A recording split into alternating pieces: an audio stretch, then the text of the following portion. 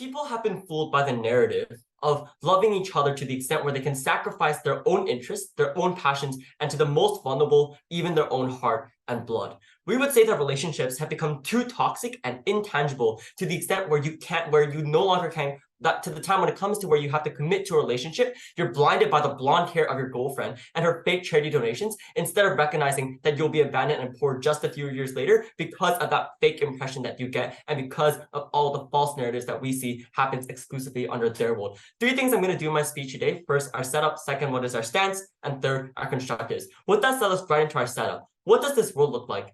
We would say that this applies, that these relationships, that transactional relationships would apply to both for familial, platonic, and romantic relationships alike. We would say that these obligations and conditions are going to be explicitly laid out, meaning that they're not just abstract sums of money saying that you give me a car and I get your money, or popularity in general, but very specifically outlined conditions from both parties. We would say that the intrinsically fulfilling values in this debate are probably going to be a lot more abstract and hard to identify, considering that your definition of what fulfills you can differ externally from person to person, but also what satisfies you can change from time to time on an individual level, you as a person. On either side, humans will want emotional comfort and will not become robots that have no apathy. This is biological instinct that people have. So for these kind of transactional relationships as well, it's still likely going to apply as well. The utilitarian standard just means on terms of benefits and harms. Never was it about like economic or social impacts, meaning that consequences are just going to be financial. So you're likely going to think about how much emotional benefits someone can give you, especially because things like emotional support is also important to making sure that you can fulfill your part or your conditions or your obligations that you promised to within that relationship as well. We're also going to say that you're not going to hook up with random strangers, right? We will say that emotional factors in terms of compatibility are still important in terms of wanting that relationship in the first place, because you have to trust that person if you want to keep that contract and if you want to benefit from it as well. So in the case of families, we would say that parents still have basic existing obligations toward children under the law, meaning that they can't simply just randomly coerce their children into signing contracts. I'll talk more about this later in my second constructive. Our stance is that we want individuals to start being able to prioritize themselves and their own well-being, not always getting dragged around by the emotional and irrational parts of love. With that said, let's go on to our constructives. The first one being on stability in individuals' lives. What is the problem with status quo in the first place? Why are relationships inherently unstable and very difficult to maintain over a sustained period of times, where in the case, it's very difficult to actually build a long-term and meaningful relationship to you? 2 layers of analysis here. First, how do people pursue relationships? It's largely irrational. The brain generates chemicals to make you arbitrarily fall in love with someone. Maybe it's because of their looks or their physical attributes that may not have much to do with their personality. So it's usually very random factors. But secondly, you're also probably going to be generally very optimistic with that person when you first fall in love with them, or whatever intrinsically fulfilling value you find in them. We would say this looks like blindsight. They don't properly weigh all the attributes of one person on an equal scale, but could think that certain meaningless attributes and little good parts they can nitpick out of that person and say that that outweighs all the bad stuff and all the setbacks and financial instabilities that they might actually have. So we would say that true love always weighs the good over the bad. So the fact that he's kind to others at a restaurant is clearly more important than his massive ego he shows at home. Then what are the impacts and consequences of the problem we identify in the status quo? We would say that it would keep unsustainable relationships in 2 ways, emotionally and financially. First, on emotionally, we would say that because you're blinded by true love on those early stages of life, or on those early stages in that relationship, meaning that you create a sense of obligation very early on during these times where you feel like whatever happens in the future, I'm going to make sure that this connection we found in the first place lives us and stays true as long as possible. Secondly, this also looks like the partner doesn't properly care for you because you still stay attached to them for arbitrary reasons, like maybe their physical body, or there are certain moments when you do feel very happy. But even though you have these bursts of happiness where you guys agree and decide to go out for dinner on a Friday night, we would say that the very next day you get into a fight, and then again this toxic relationship continues. We would say that this also looks like every time you fight with that person or they hurt you, you feel uncatered to actually make them. That puts you at significant stress that often overwhelms you and make you feel less confident, having less self-esteem, which we would say that to ensure that you fulfill your part of that relationship, whether transactional or non-transactional, you need to make sure that you're confident enough to ensure that you do what you're guaranteed or you promised to do. Then what does this look like financially in terms of unstable relationships? We would say that this looks like a disagreement on priorities. The age-old argument of whether you should spend your money on this or that. We would say that this happens because at the start of your relationship, you oftentimes entirely disregard the material costs involved because you're attracted through other ways or other parts of their personality. This means that once you actually do recognize what they want to get out of this relationship, you might not not be prepared for that.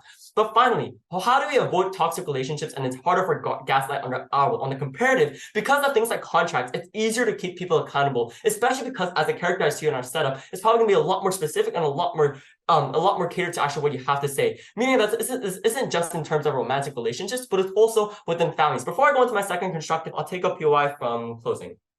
3, 2, 1. Opening. Your claim is that people oftentimes are in toxic relationships, but your delta and your comparative is wherein people are in worse relationships where their main goal is things like money and transaction, not necessarily things like genuine care for each other. We would say that if you are in a transactional relationship in the first place, that means that we would characterize, yeah, sure, everyone has a selfish interest to make sure that they benefit off of that relationship. But that might mean that you might need to show emotional and care and love to that other partner in the relationship. Because if you don't, then they might not have the mental capacity or the emotional support for them to fulfill their part of the relationship. Meaning that if they don't feel like they have the emotional support to fulfill their part, then that ultimately harms you as well. So we would say that as characterized in my setup, because people need emotional support anyways in the first place, both of these reasons show why that POI response is just invalid. Secondly, on our second constructive on why there's more stability within families, it is far less likely for parents to be able to take advantage of the children or be neglectful. Rather, given that there are legal requirements for these families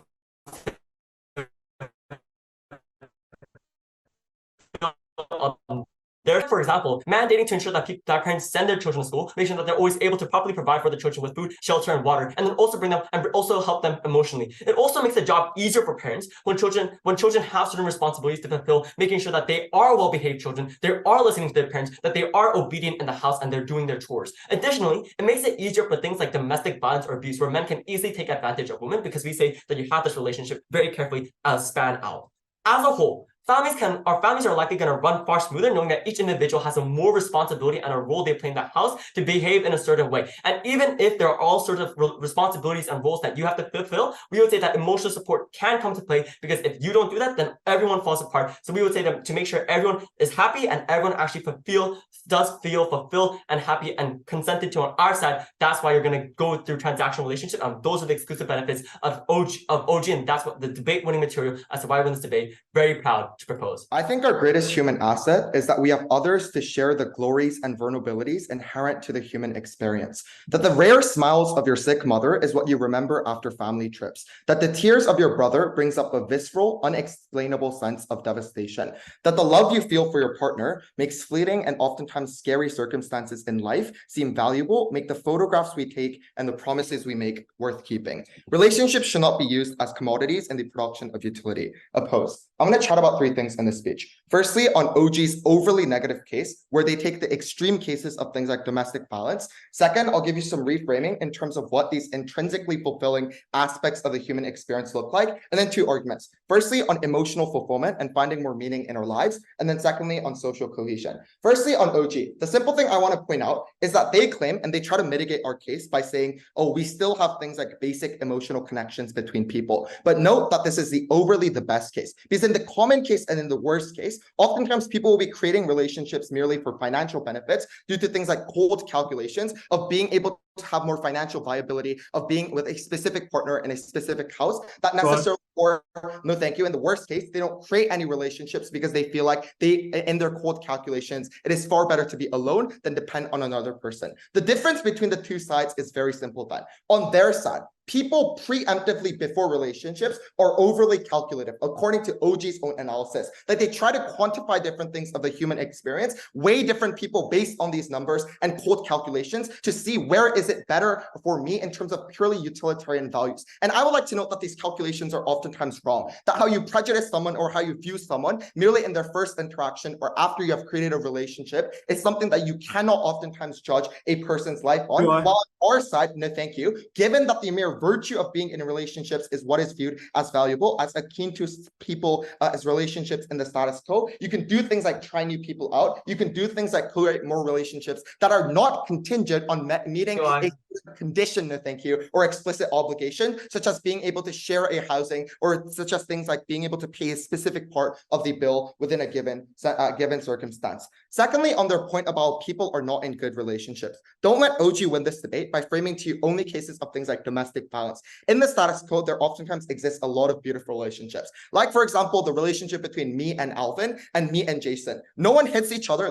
There's no domestic violence. We don't create friendships between me and Alvin necessarily because Alvin is like going to give me any sort of benefit if every time he buys me lunch during a debate tournament, but because I enjoy being in that relationship and the virtue of no thank you, sharing the laughters with them. Those are the types of relationships that are largely going to disappear because A, people will not be looking for them in relationships, but B, people will not be creating those relationships in the first place. Our stance is very clear that we would posit that we would support people perceiving relationships to their intrinsic value. Things like being emotionally fulfilling. That even if, according to the cold calculation, this person doesn't make you the happiest person in the world, you can still derive things like happiness, share things like sadness and anger that are crucial to the human experience, but also how you can personally grow. That even if it means it takes more meeting no thank you a specific person, it is still valuable because you learn one more thing about yourself, but also how society ought to function. First argument on emotional fulfillment and meaning, that when relationships are viewed as purely transactional, I'll take you after this, our ability to create human corrections and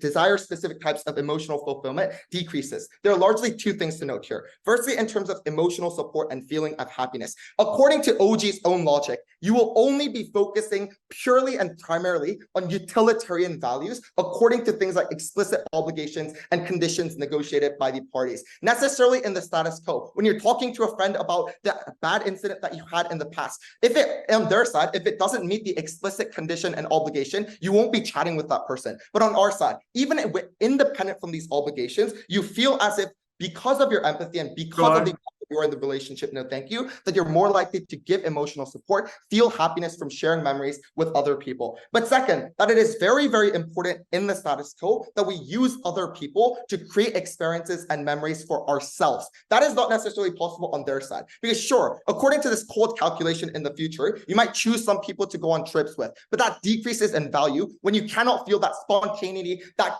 creates the basis for human experience and happiness in the status quo. That you can do things like go to specific parties and trips that are spontaneous and in nature, not according to these cold calculations, maybe the financially best choice for yourself, but are still meaningful in terms of no thank you, what you define as happiness. All of these forms of emotional fulfillment and what you expect to get from a relationship are lost because of the fact that people will be neglecting specific relationships if they're not merely no thank you, but better for utilitarian gains. I'll just like to, before going to their comparative, take a point from closing. A few weeks ago, you told me that you met the girl of your dreams. A couple weeks later, you told me that she was nothing that you imagined her to be. You live a life, if you don't agree with our case, of unfulfillment for years.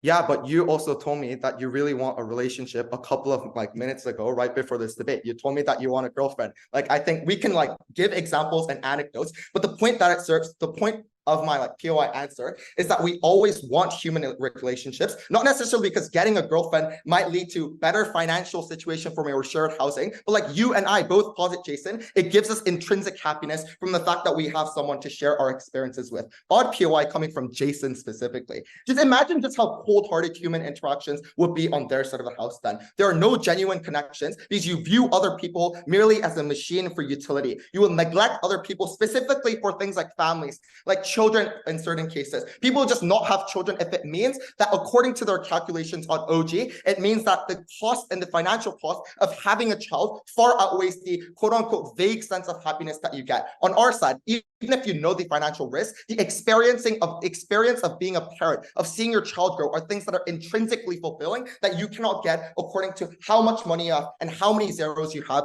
at the end of your bank account. The second point then is in terms of specifically social cohesion, that we oftentimes, due to things like explicit obligations on their side, learn that people oftentimes do not keep these obligations due to a host of reasons. But that's how we grow in the society. That's how we grow, through things like people seeing people being irrational, people be immature. That's how we're able to grow specifically and learn that no one is perfect. But on their side, they have an overly nihilistic view merely based on retrospective perspectives. If you, according to your calculation, view that this person has made a mistake, they're most likely not able to keep the air end of the transactional relationship with which means that it is far worse. In conclusion, history repeats itself in the sense that Seung-Won shouts out his debate academy in a grand final, and in the sense that after his shout out, I will win. Very proud to stand on opening opposition. I think neither Alex nor Jason will get a girlfriend on opposition world, because from what we've seen so far, they clearly don't make the toxic cut of whether you or not you have a meaningful relationship in the first place. The fact is, we told you, irrational relationships are one of the biggest detractors from happiness. When you are in a bad relationship, it doesn't even have to be toxic. It just needs to be someone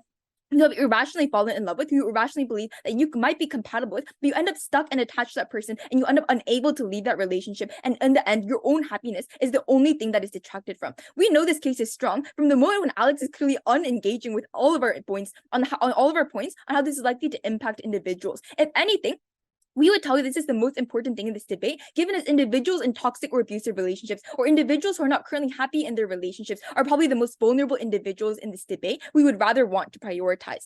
But secondly, the second clarification I want to make is that if you want to go on a trip realistically in a utilitarian mindset, you're not making cold calculations on who has the biggest bank account. You're probably making it based on the funniest person, or the person who will bring on scale the most amount of joy on that trip to you, so therefore the most compatible to you. Even if you are making it, though, secondly, based on who has the biggest bank account, that just means that you're going to be maximizing the most amount of activities that you're actually doing on that trip. It means you can enjoy that trip to the fullest extent. If that's what you want to prioritize individual, we don't want to go against that. But then 3 other clarifications I'm going to make before I do any of my other responses. The first thing they tell you is that most people make these cold calculations of financial viability, which is why it's unlikely that you can make utilitarian relationships based on emotional comfort. That's not something they can decide if it comes down to what the individual prioritizes. But if you truly want to calculate things like financial viability for your own personal stability or your own long-term stability, we would say go ahead. We would say it's rather worse if you follow this kind of irrational narrative of meeting your true love and then going down some kind of road, and then you end up in some kind of toxic relationship, or you end up in a situation where you're always constantly under financial duress and you cannot provide for your children, or you cannot provide for your basic needs because you're always under financial duress. These are all things that we think that individuals are furthermore worse at calculating on their side. On our side, we told you why. But secondly, we told you it's far more realistic that certain people, if they do need emotional comfort, they will have certain relationships that are designated for emotional comfort, because it's part of our human biology that we need socialization. We think it's possible to make contracts on things like emotional comfort, obviously knowing that it's based on utilitarian benefit of whether you're able to feel more happiness or not when you're on with that person. The second thing to know is that they tell you that oftentimes people will judge based on first impressions, which is why cold calculations are wrong. Firstly, whether you judge someone based on a first impression, whether you decide to go on a date with them after your first impression or not, is symmetric on both sides. People who judge on first impressions will always judge on first impressions. Every individual has prejudices, they all have biases. That is not something that changes on their side, which is why accuracy should never be the goal of this debate in the first place, but should rather be able to benefits that the individual can actually bring to themselves. But then the second thing, even if you are making things on cold calculations, insofar as you're always prioritizing themselves, it's unclear why you can't go on things like a second date, why you can't go on things like trying that person out for a second time, knowing that you don't have a full conception of that person. The third thing they tell you is this thing on like personal growth, right? You can learn one more thing even if it's bad. And that's their only mitigation to a lot of the harms we gave you on why you have so much emotional discomfort and so much emotional instability and fluctuations. We think that's an over-postulate assumption. You could also learn bad things on the opposite side or become hurt, as we already mechanized you. But on our side, you fulfill yourself far better when you get exactly what you need. When you know your needs and you're able to form contracts based on these needs, it is far better and far more likely that you actually feel happy or fulfilled with your life, knowing that all those needs are being met in the first place. But the last thing they tell you is that you can't have emotional support based on their utilitarian standard. But judge, just because a relationship is utilitarian doesn't mean it's feasible or likely to happen. We would rather see that meaning that having emotional connections is part of being utilitarian than having, because you ensure and increase the chances of your material benefits through emotional support. For example, if you're more happy, you're probably going to feel more ambitious. You're probably going to feel you can strive to do more things. These are all things that are part of the utilitarian calculation in the first place. Before I move on to anything else, though, I'll take a POI from closing preferably, if there are any. 3, 2, 1. POI. So Yes. you say that people are going to be making these rational decisions by people who like make them the most happy. However, this is an unquantifiable phenomena, which means you can't make it a purely utilitarian thing. Is this a tension in your case? Obviously, if you can't make a purely utilitarian decision, then this debate probably wouldn't exist. We're under the assumption that to some extent you can make a utilitarian contract based on what is most going to be benefited to you. We say that this is an individual calculation that people can probably make knowing what they need. But furthermore, in response to Alex's POI, because they tell you in POI to Seung-Won that people are in toxic relationships, but that our comparison is when people are in for money and transaction. But note the nuance of this POI. The difference of being in a toxic relationship is when you are being actively gaslighted, when you are being hurt, or when you're being taken advantage of, or you're unable to leave because of the power imbalance. Just because it is transactional does not mean it is toxic. When you're in a transactional relationship with a contract that you have explicitly negotiated and accepted, at least you know what you are gaining and you know exactly what you are losing or you are giving to that other person. Rather, in their context, when you have people who are vulnerable, who are under things like abusive relationships, who are under things like domestic violence, it is far easier to lead uniquely on our side and take a stance against that person when you have a literal contract that shows that that person is not fulfilling their needs, when you can prove to that person that they are not helping you. Under our world, you see that you are uniquely far more well informed or actually knowledgeable about all the harms or about the partner itself, which is why you're far able to make better decisions on establishing relationships in the first place. But the last thing they tell you up here is about genuine connections, how you can't form things like genuine connections, you can't chat with any friends anymore. Obviously, like we told you before, you can designate specific relationships to be for utilitarian emotional comfort. But secondly, that's exactly why we need to clarify again that utilitarian isn't just about financial needs, but it's also about happiness in itself. Because utilitarian by definition is simply about maximizing the benefits as opposed to consequences, which is why a lot of times it's possible for people to guarantee or to think about a relationship on scale and think about whether this is something that guarantees them more happiness over benefits or not. At the end of the day, but then also last thing to note here is that a lot of our extension on family goes unengaged by their case. What we would rather tell you is that this was round winning, especially from the point in which we tell you that we have far more stability within families. And we give you two mechanisms here. Firstly, on the side of parents, it was far harder to take advantage of their children. Rather, it was far more easier to be able to do things like holding it up to legal requirements to ensure that all their children are meeting obligations, making sure they're properly being sent to school, making sure they have things like food, shelter, and water, and are also being there for them emotionally. These are all obligations that are far better guaranteed under our side, that are far better for the emotional and the sustainable growth of children. But also second analysis, that makes the job far easier for parents when children have certain responsibilities to fulfill, like being well-behaved children, being well-behaved children, or listening to their own parents. Meaning that our side families uniquely run far smoother. At the end of the day, in our worst case, transactional relationships might not have any emotion at all. But we would say that apathy is still better than their best case, which is a fake happy relationship where both partners are hiding each other's setbacks from one another, or is a toxic relationship where one person is constantly being hurt and over-abused by the other person. These are harms that we would say that will cause direct suffering to individuals that we would rather avoid for all reasons Pod propose. If I had to make a cold and calculating calculus when deciding and attributing value to each and every one of my relationships, I'm not sure if living would be worth it to me anymore. It is difficult to love anything or anyone when the only thing you seem to love is utility. Irrational feelings of happiness and joy that exclusively delineate living versus surviving is something we propose. That being said, on responses, firstly, on individuals who will never find happiness, I would posit that access to relationships and happiness consequent from that is widely available. Even if Jason and Alex can't find girlfriends, they can thrive off the love of their parents. They can, love their pets or something. Leaps and advances and increases in access also exist. Due to globalization, for example, like dating apps are becoming more prominent, increasing the dating pool. It doesn't necessarily have to be proximate to you anymore. I think access exists insofar as that these leaps are happening. And also, secondly, on co-opting emotional support, because Hannah makes this like strategic maneuver here.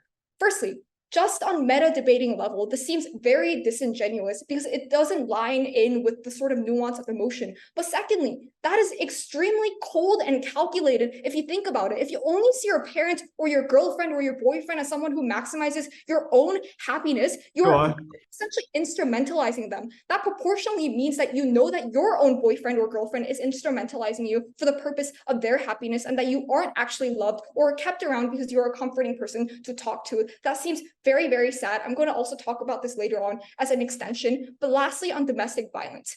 If Hannah can co-opt emotional comfort, we can also co-opt rational decision-making too. Independent from that, because I think it's like a little bit petty, it's difficult to, I'll take you later, find an abusive partner as someone who gives you intrinsic fulfillment. In our world, we can maximize happiness because individuals can make calculations on the basis of whether or not someone makes them happy. It is their world where people stay in abusive relationships because the utility of having a roof over your head or being financially stable or enjoying these material goods seem to outweigh the own purpose of your life and your happiness. We oppose this. But before I move on, sure. We already have things in the status quo like prenuptial agreements.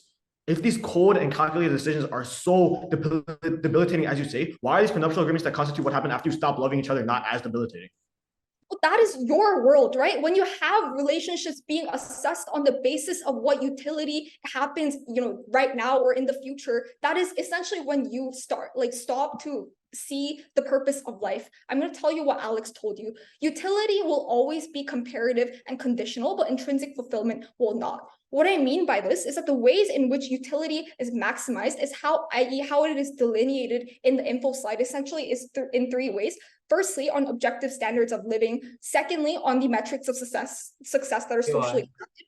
Thirdly, it is contingent on material gratification. What this means is that multiple variables affect the amount of utility you seek in your life. That means utility in your life is always going to be variable, meaning the perception of utility is also going to be variable. Sometimes your life is going to be bad, sometimes it's going to be good. But when you attribute relationships to the same metric, then that is how your life is going to achieve, be inconstant to that level. Even when your life is in turmoil on the opposite side of the irrational intrinsic value is something that you will always derive from relationships which are constant, even if it isn't reasonably the needs, the non-transactional relationships contribute to other factors. And secondly, it will always be an asset of your life when you recall the fun memories of liking someone, or a facet of your life in which you can derive meaning even without being a tool for utility in society. Lastly, on the macro impacts, Alex talked about how society solely built on transactional relationships will become severely fragmented, with individuals pursuing their self-interest without considering the need for others, even if it seems irrational. Non-transactional relationships contribute to social cohesion. This strengthens communities and promotes a sense of shared purpose.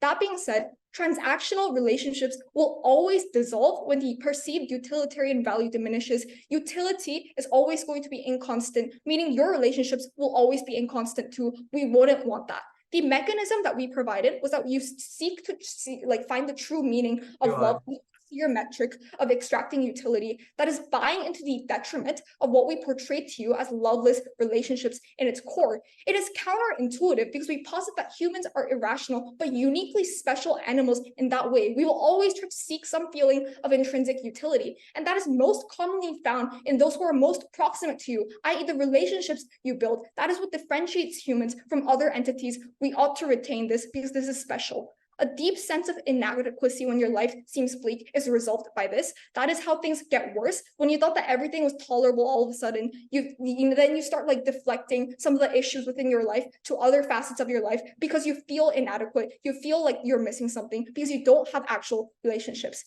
Two unique extensions because maximizing content. Firstly, human society will cease to exist as it is today. This is in direct response to OG's claim. I think it's really funny that they talk about parent-child relationships, because having children on an objective metric is on net disutile. The cost of children are astronomically high. The amount of time you need to spend on children is so high. The responsibility that you have to encompass is extremely high. The only thing that motivates people into having children is essentially the irrational emotions of love that fuels you to parent your child. In their world, people will not have children in order to maximize material benefits. The impact here is very macro. It affects the trajectory of human society as we see it today. But secondly, this is really bad on an individual level because you feel as though the only value you can attribute to yourself is in regard to the utility that is maximized when you interact with others. Even if you're bringing utility to society as you live and breathe, this feeling of inadequacy will always continue, because if the parameters of social relationships are dependent solely on the idea of mutual benefit,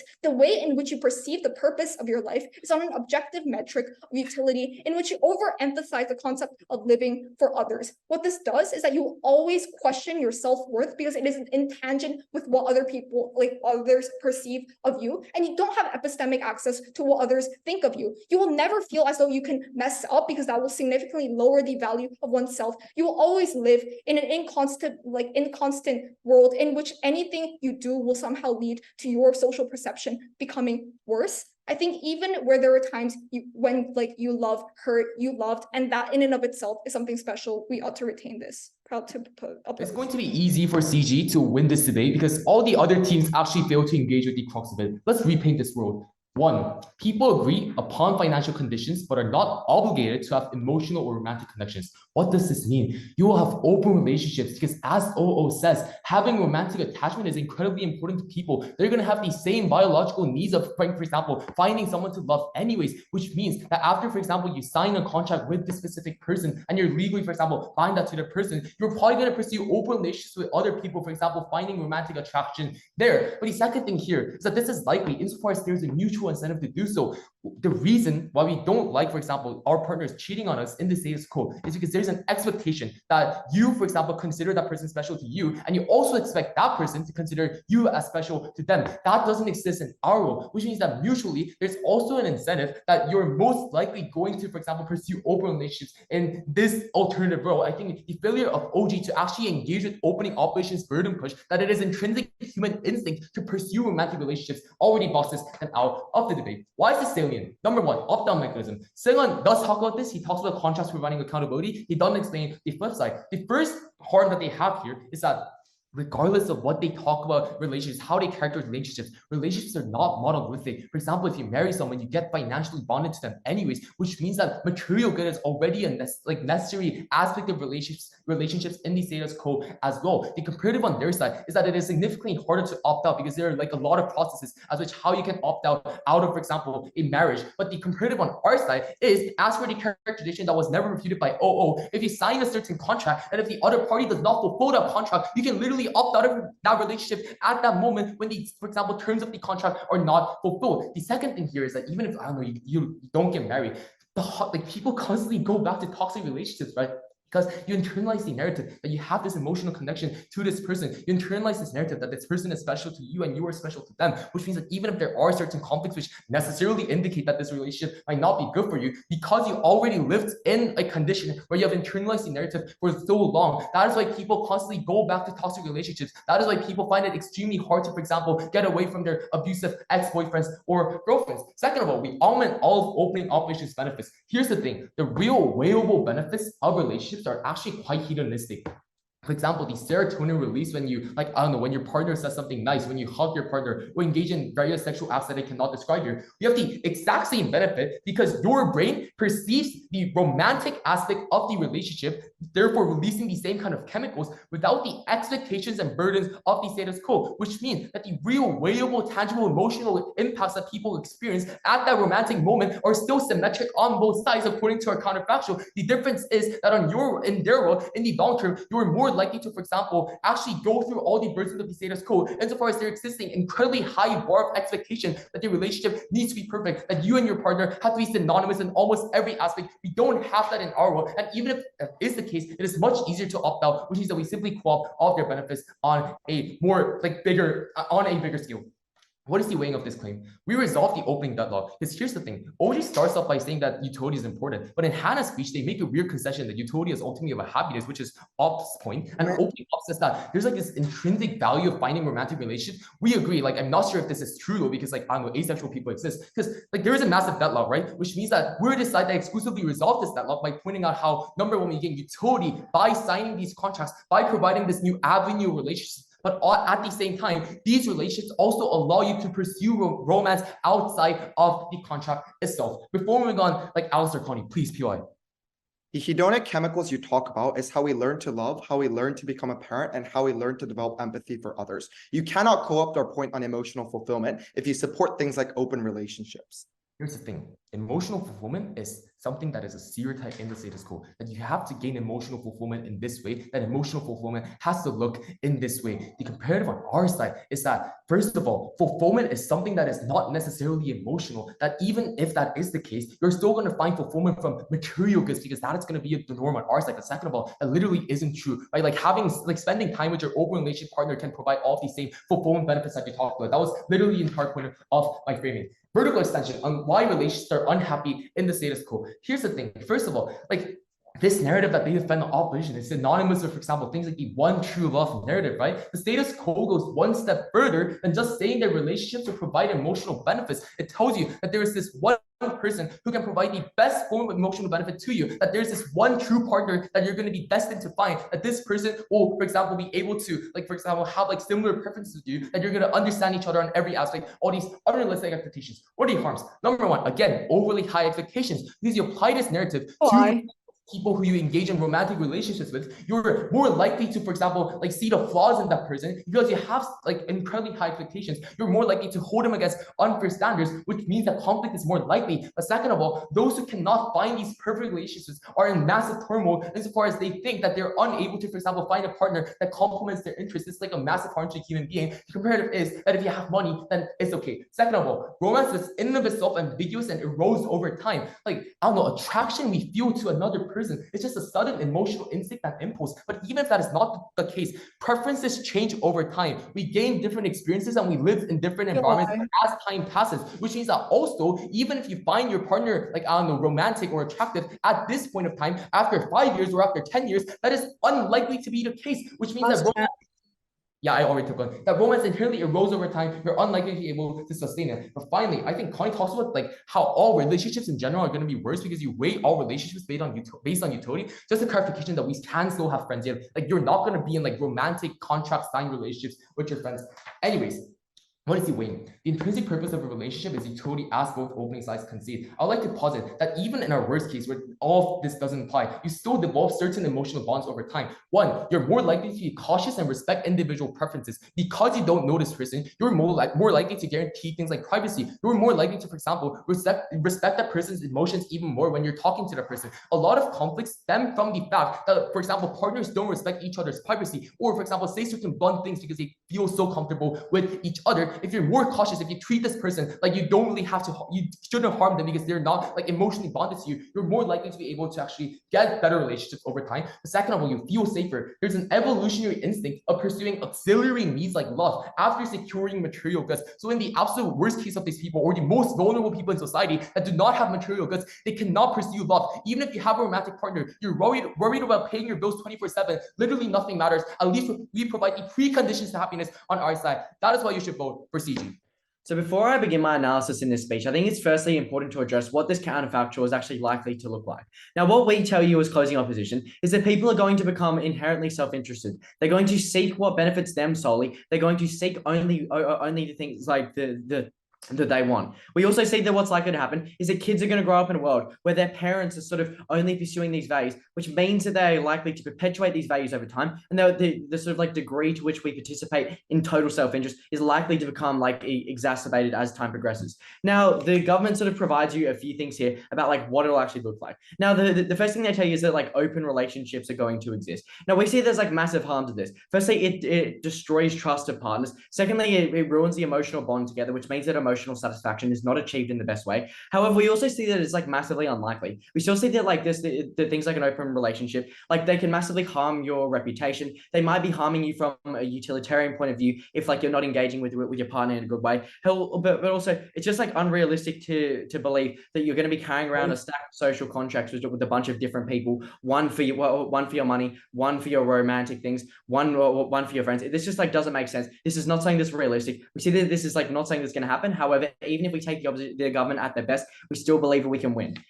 This brings me to the next thing about like, oh, well, rational decisions will mean that you can still make these decisions that are like sort of emotionally fulfilling, for example. Now, as we point out in our POI, this is a massive tension in the government's case because these things are unquantifiable. You cannot quantify funniness. You cannot quantify happiness. Therefore, these are things that are like massively irrational. They're massively subjective, and ultimately things that don't like play into this utilitarian ideal of what relations should be. However, even if we take the opposition at their best, with what we believe happens here is that no change happens because people are going to be just as subject to these like serotonin things or like I don't know emotional beliefs under our side or under the government's. However, at the end of this, what we see is that there's two worlds are possible. One where there is no change that occurs at all, which means that there is literally no benefit to the government's world. And secondly, we see that there is quite a lot of change that ends up destroying a lot of relationships. We see this as the more likely world. Yeah. So then this brings me to the two issues that are sort of like exist in this debate. Yeah, I'll take a point of information. Yeah, we don't care about people having like no trust or emotional bonds because there's no expectation to have them in the first place.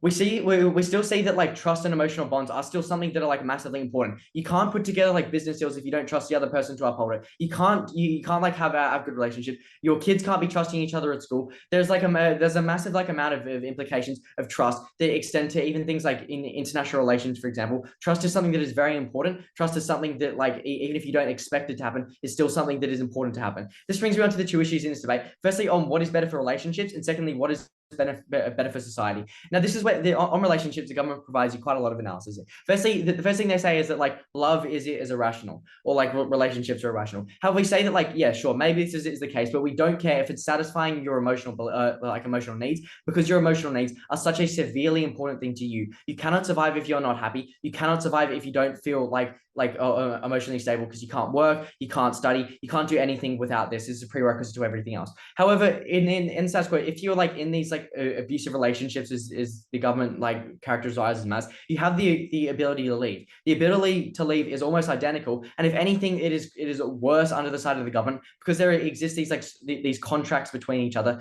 We hear no analysis on what the exit mechanism for these contracts are. Therefore, we see that it's quite like difficult for this here. However, what is the comparative for like love is irrational? People may be like manipulated, for example, or short-sighted under the government's will. People may see money or see something that satisfies their short-term utilitarian value, and therefore they can sort of like be tricked into this. However, the alternative under your side is that instead of like, oh, well, maybe I love them, instead you are totally economically trapped by someone, because these are the reasons you are entering this relationship. This means that the comparative is far worse under your side. However, also on this point of toxic relationships, we also see that like if it's like serotonin that you're running back to, then this is completely identical by your own definition of what utilitarian beliefs are. However, this brings to the next bit, like where they say relationships are actually quite bad under status quo. How we simply do not believe this is the case, because like the things like aren't purely based on love, and the like such a minority of relationships end up being abusive. Now, this brings me to the more important part of this debate on what the implications of this are for society. So this brings me on to my first bit of extension on basically filling in the gaps of opening on societal values. Now, we see that there's a massive amount of reasons why societal values become worse as a result of this world. Firstly, we see, as I said before, trust goes down, because you cannot trust that someone is going to uphold someone when they are totally acting in their own self-interest, when they're only trying to satisfy their own utilitarian desires. Secondly, we also see massive long-term consequences of this as relationships last forever. Yeah, I'll take a POI. Isn't the need of trust on your side exactly the reason why people under our world are likely going to show emotional support or actually care about one another, so that both of them can fulfill their part of the So we see that this is actually not likely to be the case, because when you're going to be maximizing your own self-interest as opposed to the interests of society, then this means you're going to be acting in a way that actively goes against like what other people want, including breaches of trust. Thirdly, this brings me on to my third mechanism, how like shared interests go away. If you're not working together as partners for love, then this means you do not like have anything in common. You cannot have good relationships. Ultimately, things go down. As well as this, like mutual support goes down. There's less benefit from the social networks that these provide, and ultimately kids grow up worse. And we see this is massively important because emotional fulfillment, as we've told you, is so important for this. However, secondly, it also creates a massively worse amount of kids, and we see that this point on families is the most important thing on this debate, because it has the most amount of longevity. If kids are not being raised in loving environments, they become worse. And therefore, because of the long-term implications of this fact, this is very important. This brings me on to the next part and the most important bit of content in this debate on why culture becomes worse. Now, the context for this is that a lot of stories, a lot of art, a lot of music is definitely based around this, like on these romantic ideals, which means that when we take this away, it ultimately becomes worse. 3 reasons why it becomes worse. Firstly, people don't create these things because they don't experience the true love that sort of is being provided when they're only pursuing their own utilitarian values. Secondly, we also see that people don't engage because they can't relate in what these like romantic stories are. And thirdly, we also see that they're going to be quite disparaged by society. People are going to be going, oh, well, why is Romeo and Juliet happening? They aren't maximizing their own self-interest there. How stupid is that? I'm not going to engage in it.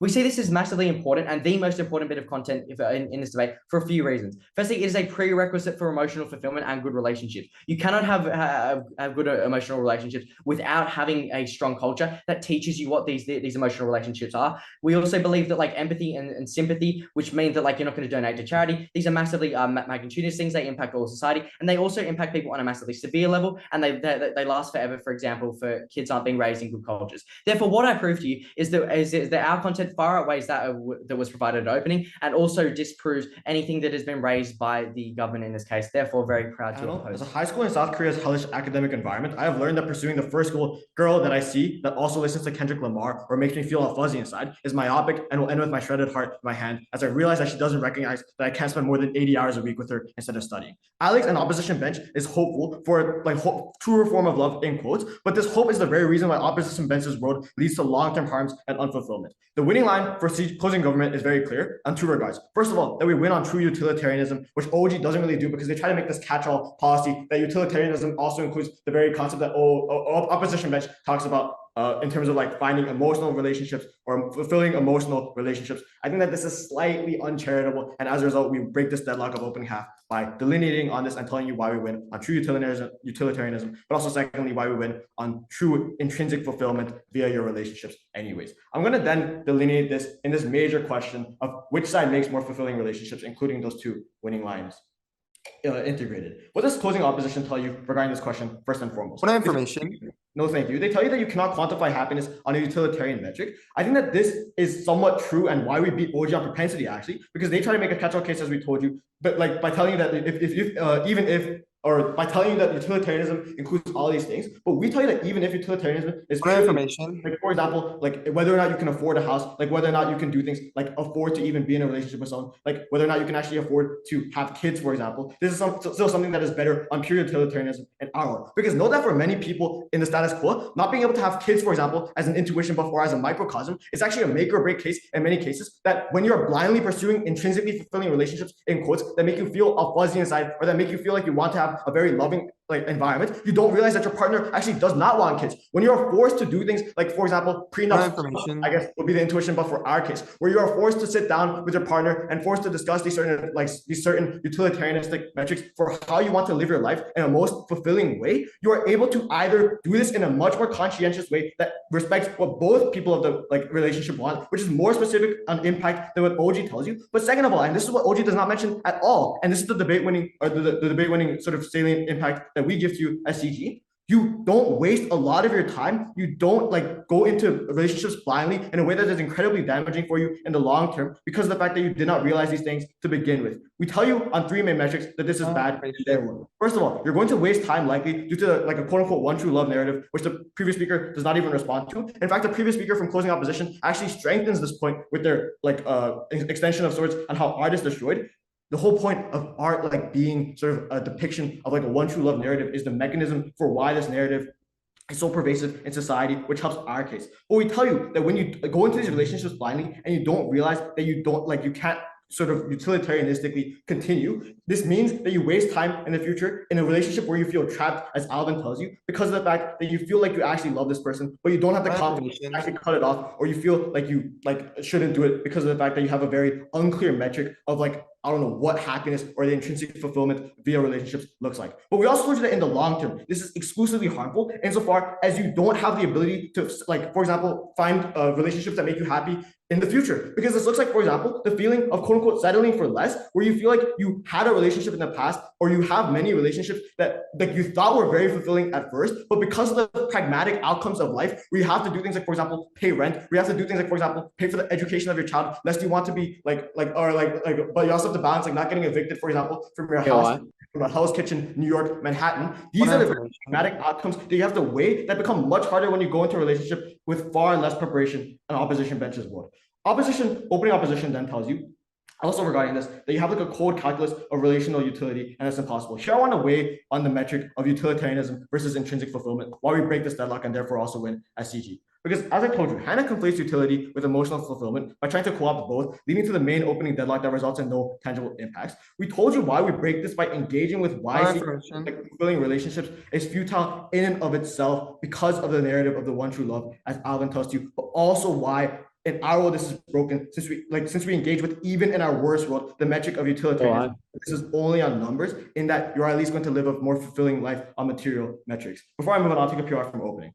OG's claim in Sung-Hun's speech is that trust exists and will be channeled to create explicit contracts in a counterfactual. But your claim in CG is that trust no longer becomes important for some reason due to a social paradigm shift. What's the actual implication of your overly messy counterfactual? What happens to the social values such as love and trust on your side? No. But here's where you're missing the salience of CG's point, because the opening deadlock is one where both sides try to claim too much of either house. We told you why, even in a worse world where you only focus on one metric or the other, like in utilitarianism, for example, while you still have the inherent ability to form more fulfilling relationships. We also told you why, in terms of a lot of the impacts coming from opposition bench in general, like how you're still going to be able to or you're not going to be able to, for example, like, I don't know, have like a loving environment in your household or your kids. Alvin gives you the salient analysis as to why over time, you're biologically going to still learn to love things, like, for example, your children, or you're going to love and appreciate certain aspects in at least a platonic sense of your significant other. This makes it so that even on a purely utilitarian metric, if you marry a very, very ugly woman who has way too many cats, for example, but you're just doing it because of the fact that you need the money, you are going to learn over time to love this person, and you're going to be able to do so in a much more comfortable way, in a much more realistic way, because of the fact that you're no longer burdened by the sense of whether or not in the future you can potentially even have kids in the first place, as to whether or not you can actually continue with this relationship in the first place. We told you why, in terms of these metrics, this is exclusively and incredibly bad. But we also told you why, in terms of who creates more fulfilling metrics, why the debate and the debate winning salient extension of being able to, for example, pursue things outside of your relationships or emotional relationships is also so exclusively beneficial, because we told you why. And out you can have things like open relationships where you either still have friends at our worst, or in many instances when you have things like primal degrees, when you have to succumb to your biological to your biological incentives, as opening opposition and closing opposition tell you, where you want to seek things like, for example, things like sex, for example, like sex, right? Where you might not feel fulfilled like having a sexual relationship with the ugly cat lady that I just mentioned in my speech. In our world, when you at least develop the constraints, or you develop the actual like obligations in a very open way, in the same way that we do with prenups already in the status quo. This is why, even in a worst case where you only focus on utilitarianism, you can still at least individually, metric by metric, on utility in terms of how you live your life and how you want to live your life in a happy way, feel fulfilled at the very least. What they give to you on a metric about emotional fulfillment is much more vague and much less specific than this. I think that this is also much more specific than what OG tells you in terms of relevance. For all those reasons, on either the extreme metric of just pure utilitarianism, but also on the extreme metric of just trying to find intrinsically fulfilling relationships, we win. Proud to be. All right, so what we see in this debate is that closing off opposition clearly brings the widest benefits, which are prerequisite for pretty much all of the other impacts in this debate, and therefore we win this debate. I'm pretty much just going to run through all the teams in this debate and why we win over them. Firstly, opening opposition. We think that we win opening opposition because while they prove like some individual benefits, which might lead to societal benefits as a result of that, we think that they're not able to take like this existential perspective on human nature and human existence, and how humans actually treat like their like time on the earth, how humans actually do this and develop their lives and culture, because this is a complete counterfactual from the beginning of the world. So we think that because they do not have this analysis and we provide this analysis, we give the key mechanism. So therefore, their points are basically just impacting for our points. And overall, opening opposition fails to actually make any impact when compared to the government bench. In regards to the government bench, firstly, 4 reasons why we win over them in general. We win over them because firstly, they focus a lot on bad relationships without thinking of like the literally unquantifiable benefit of like the majority of relationships, which are very beneficial to most people and actually help them out a lot. So we think that just we win based on quantity of relationships here. Secondly, we think that their only realistic analysis is that people like just like choose love, but then they're literally just admitting that the best counterfactual is the status quo, so we win again. And then thirdly, they say that like thirdly, their claim of rationality is just worse under their side in general, because like good utilitarianism and making good decisions based on utilitarianism, what it needs is perfect information, and under the side government, they don't have any more perfect information than we have under side opposition, and therefore it's like for example, the trolley problem, right? Like it's different if you know who the 5 people are and you know who the 1 person are. Maybe the 5 people are so much more valuable than the one. So much less valuable than the 1 person, they would still choose the 1 person. So we think that like irrationality and perfect information, like all these are still huge issues under their side. I'll later get on as to why they're like an alternative counterfactual of contracts is so problematic. And then finally, the idea that like good relationships that have perfect partners and stuff like that. We think that this is just once again an incorrect characterization. Not everyone found their true love, and most people are still happy. Like some people like just end up like sort of like having a good life because they found someone who they thought they loved, but then it ended up being good anyway. So we think that rationality does not only lead to harms.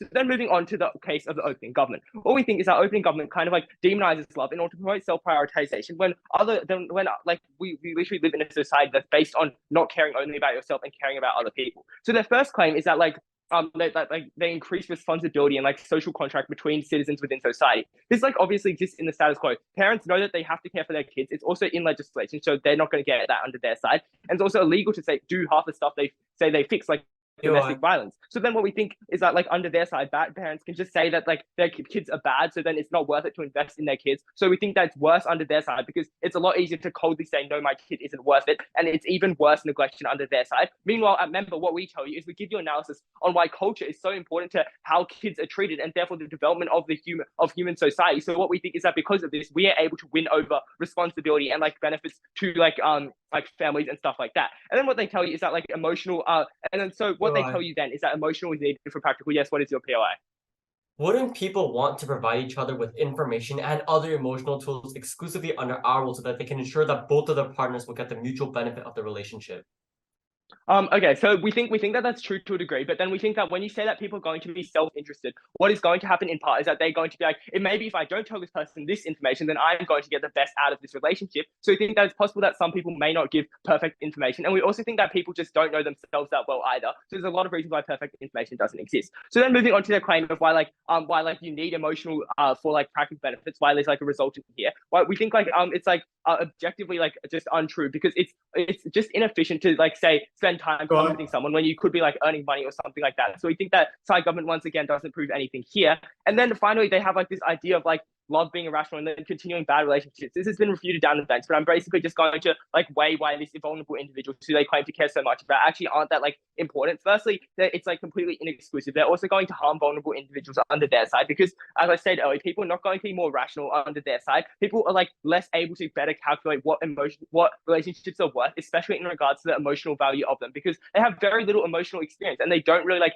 care about that as much because of what happens in their families as kids. They don't have that emotional thing. So we think that the evaluation is at best roughly the same and at worst far worse, and they're going to be worse relationships under their side. And overall, we think that this is just a far less magnitudinous impact, even if it still stands, because even people who undergo bad relationships usually end up like finding true love or getting out of a relationship and living out their lives, at least to some degree, where it is acceptable for them. So we think that open government clearly doesn't really have much of a case in this regard. So then what about closing government? What closing government tells you first is that they tell you that like they're going to have like open relationships which you can just break out of like immediately. Firstly, this is problematic for their claim of expectations. What we think is that they literally just said how people are going to leave contracts. So then what we think is these expectations are actually far worse under side government, because what happens is people have like unrealistic perfect like expectations of what you're going to do after you sign a contract with them. You're going to do this, and this. You will not make any mistakes, and you'll perfectly use your relationship with this person to the best. So then what we think is like stuff happens, like people can't do that. So then under their side, you're just going to immediately leave that contract. You're going to be like, this person is worthless to me. Their relationships have no value to me, and this is just going to lead to worse expectations. The impacts are far worse under side government, especially under side closing government. Meanwhile, under our side, we have the unique culture of empathy and sympathy and preferring cohesion and cooperation, which means that people are unlikely to sort of have these bad expectations. And in the event that these expectations sort of lead back to open government's case where people stay in bad relationships, we think that it's not like you're going to give them infinite chances. And then finally, and then moreover, then closing government comes at it with like this claim of like love developing over time. This is just like very poorly mechanized. Like, sure, you live with someone, but then what if you just hate them more because they're so annoying or something like that? You're literally just there for food and a roof over your head. In the example that they gave, and we think that like physical appearance and stuff like that, it's basically permanent. So we think that this is not something to change. And similarly, it's very rare that personality, especially if it's extremely divided, as is likely to happen, is like going to align so easily. And even if it does, it is still going to be a huge harm that you're taking this burden onto yourself. So moving back onto like their model of like having these open relationships, we think that firstly this having open relationships. So we think that this like concedes the emotional impact that both opposition teams give, so it isn't really responsive. And then their idea of a contract is like it just makes relationships even more worthless than we tell you they are, because they're literally just making their own world worse. Because if you have 100 open contract friends who you can just drop off at any moment, clearly you don't really care about any of them, and they don't care about you either. So we went over opening opposition because we have the existential impact, which is basically the mechanization for their impacts, and we went over both of the government teams because of their poor mechanization and poor assumptions. Proud to oppose.